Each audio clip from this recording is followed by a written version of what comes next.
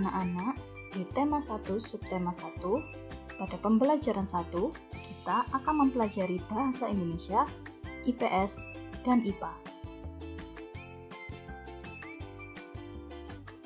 Apakah kalian masih ingat dengan gagasan atau ide pokok dalam suatu paragraf? Gagasan pokok adalah ide utama yang dibahas dalam suatu bacaan, dapat berupa kalimat inti atau pokok paragraf. Selain gagasan pokok, dalam setiap paragraf terdapat juga gagasan pendukung. Gagasan pendukung adalah uraian atau tambahan informasi untuk gagasan pokok. Setiap paragraf sendiri memiliki gagasan pokok yang didukung oleh gagasan pendukung. Gagasan pokok terdapat pada kalimat utama dalam setiap paragraf. Letak gagasan pokok biasanya terdapat pada awal atau akhir paragraf, tengah paragraf, maupun awal dan akhir paragraf. Berikut langkah-langkah yang dapat dilakukan untuk menentukan gagasan pokok setiap paragraf. Yang pertama, bacalah teks dengan saksama, kemudian cermati kalimat pertama hingga terakhir. Kedua, temukan topik dalam teks tersebut. Topik adalah hal atau masalah yang dibicarakan. Dan yang ketiga, catatlah pokok-pokok penting dalam teks tersebut.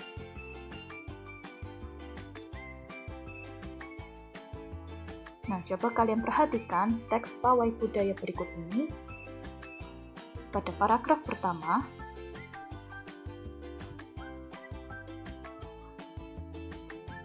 tepatnya di awal kalimat, yaitu pawai budaya sangat menarik bagi warga kampung Babakan. Ini merupakan gagasan pokok dari paragraf pertama. Sedangkan kalimat selanjutnya, yaitu kalimat kedua, ketiga, keempat, dan kelima merupakan gagasan pendukung, atau tepatnya uraian atau tambahan informasi untuk mendukung gagasan pokok. Menurut kalian, apa yang membuat setiap budaya berbeda? Indonesia adalah negara yang sangat beragam baik budaya, agama, dan bahasa daerahnya. Bagaimana dengan suku bangsa yang ada di Indonesia? Suku bangsa di Indonesia juga beragam. Suku bangsa adalah sekelompok masyarakat di suatu daerah yang memiliki kesamaan fisik, bahasa, dan adat istiadat. Nah, coba kalian amati gambar di samping. Kira-kira dalam gambar ini, apa saja suku yang terdapat di sini? Berdasarkan ciri khas yang kalian ketahui, misalkan di sini yang Buria Lingkari adalah dari suku Bali, dengan daerah asalnya adalah Bali, dan ciri khas daerahnya yaitu pura, dan agamanya yaitu agama Hindu. Selain budaya, agama maupun tarian yang beragam, Indonesia juga memiliki keragaman dalam jenis alat musik. Berikut adalah contoh alat musik yang dimiliki oleh berbagai suku di Indonesia. Ada saluang, ada angklung, ada kecapi, ada kendang, dan ada tipa. Alat bermusik tersebut memiliki daerah asal dan cara memainkannya masing-masing. Seperti kecapi, yang daerah asalnya adalah dari Jawa Barat, dan cara memainkannya dengan dipetik. Serta seperti saluang, dengan daerah asal yaitu Sumatera Barat, dan cara memainkannya yaitu dengan ditiup. Bagaimana dengan alat musik dari daerahmu? Selanjutnya, kita akan beralih ke materi IPA. Selain alat musik, apa saja benda di sekitar kalian yang dapat menghasilkan bunyi? Segala macam bentuk bunyi berasal dari benda yang bergetar. Getaran dari suatu benda akan mengakibatkan udara di sekitarnya bergetar. Getaran tersebut menimbulkan gelombang bunyi di udara. Benda-benda yang bergetar dan menghasilkan bunyi disebut sumber bunyi. Contoh sumber bunyi yang ada di sekitar yaitu peluit dan beduk. Bagaimana cara menghasilkan bunyi benda tersebut? Selanjutnya, kita akan mempelajari pembelajaran 2, yaitu mata pelajaran SPDP dan PPKN.